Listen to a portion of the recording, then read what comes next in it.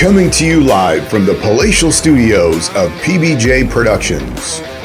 Welcome to Patrick and BJ Talk Real Estate, where we talk about life, the universe, and everything as it relates to real estate.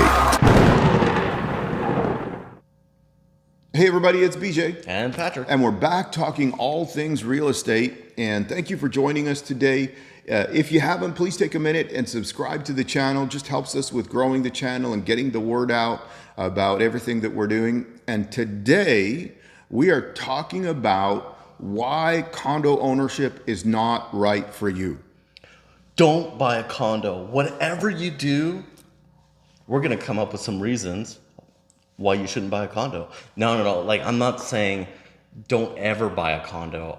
We're just going to approach this with the sensibility of like, you should know what you're getting yourself into. Yeah. So you don't go in there and then, you know, you're kind of surprised on how condo living is like. Yeah. You know, and I've lived in condos, I've lived in houses, I've owned, you know, both. And so I have a little bit of perspective on that. But I think there's just a condo can be a great option, but there are some things that are different about owning a condo than owning a house, a single family home. And to me, the number one thing is you have rules. That's right. You have a communal living. You have bylaws. Yeah. You know, when I live in a single family house, do I have rules? Sure. Those are called the law and the bylaws of the municipality I live in. When you live in a condo, you have strata regulations and bylaws. What would be some examples? If you have pets, there's usually a limitation on the number of pets, the size of pets. Right. So if I have a big dog, 100-pound dog, whatever it is. So it depends what your bylaws say. Or if I have like 3 dogs. Yeah. Typically that's not going to go in a condo. Right.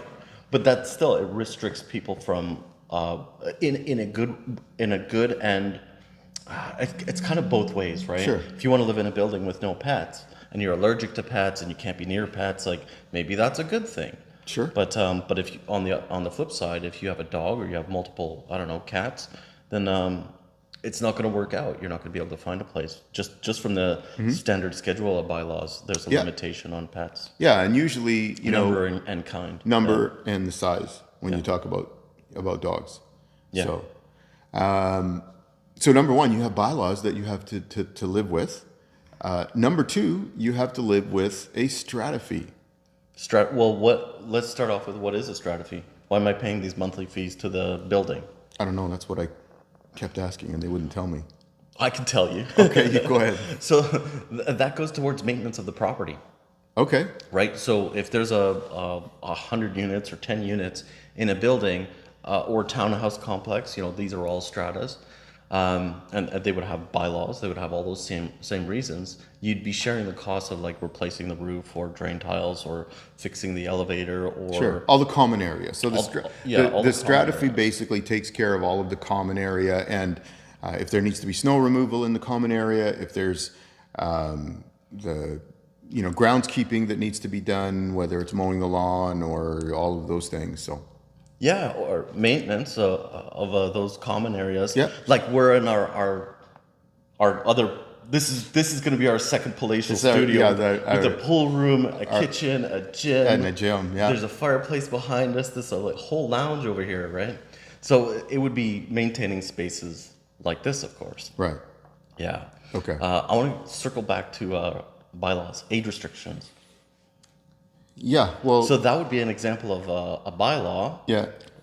Where what are the government's I was going to say, the only age restriction we have in BC now is it's 55 and over. 55 and over, where there has been 18 plus, 19 plus, 30 plus. It doesn't matter. People could make up their own rule. This is a reason to be careful or be knowing. Oh, I can't talk today. Just know this going in, that the government is the one that changed the bylaws across the board for people. Yeah. So they've taken rental restrictions No rental away, restrictions, yeah. Where some places you couldn't rent. Yeah. Like if you own the suite and then rent the suite out. Sure. And then locking you into this 55 plus age restriction or none at all. Yeah. where some buildings have, they might have been 20 plus. Yeah. And they've switched to 55 plus now. Right. So, there's those rules some of those rules might change. I don't know if that's going to happen again in the future. If anything, I could guess, what if they took pet restrictions away? Yeah, I can't see that one happening. I know, but I didn't see the rental restrictions or the age restrictions happening either. Yeah, well, Or I can removal see the rationale Yeah. of what they're trying to do in terms of making Affordable more housing. availability. Yeah. So, okay, what else? Why else would you not want to?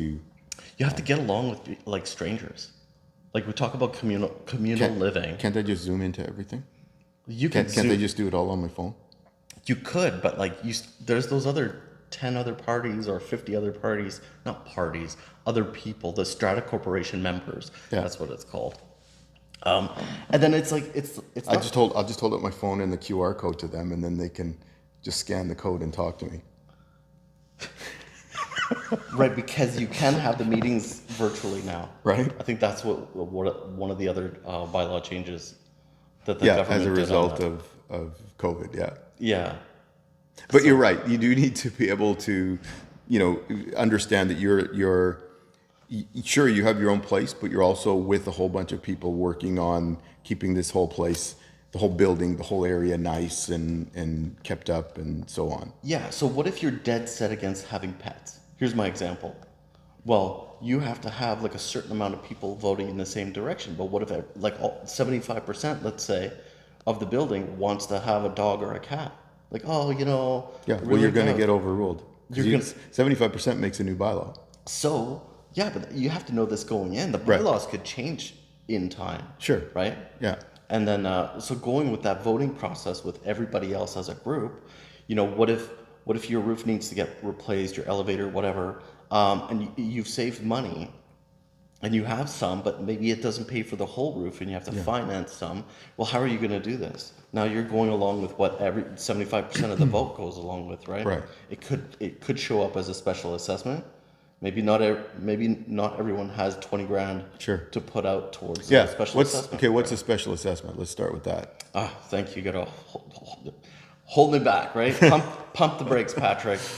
I'm getting too far ahead of myself. So a special assessment is when there could be a shortfall in a maintenance cost Okay. or repair, Yeah. something like that. Yeah. Let's say it's a building Yeah. that you're living in,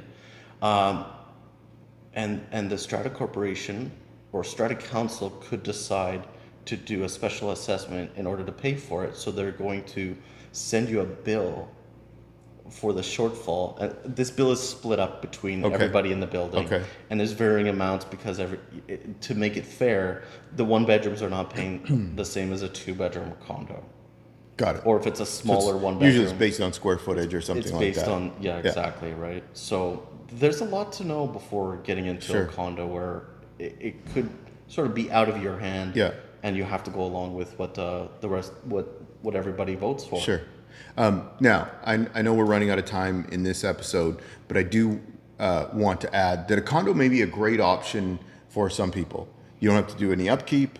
You don't have to take care of the grounds. Yeah, it can be very convenient. It's very convenient. If I know for shift workers, it's good they don't have to take care of things. I know, after I'd lived in a house for a couple of years, I kind of sat down and was like, okay, I don't want to own a house anymore because I have to shovel the walk, I have to cut the grass, I have to do and I was a very busy lifestyle. So decided to sell the house and move into a townhouse. Yeah. So that they could take care of everything. So there's some definite options and reasons to have a condo. I think our point, and yes, we're a little tongue in cheek with how we title this one, but I think the point is we want you to understand that there's still some questions to ask.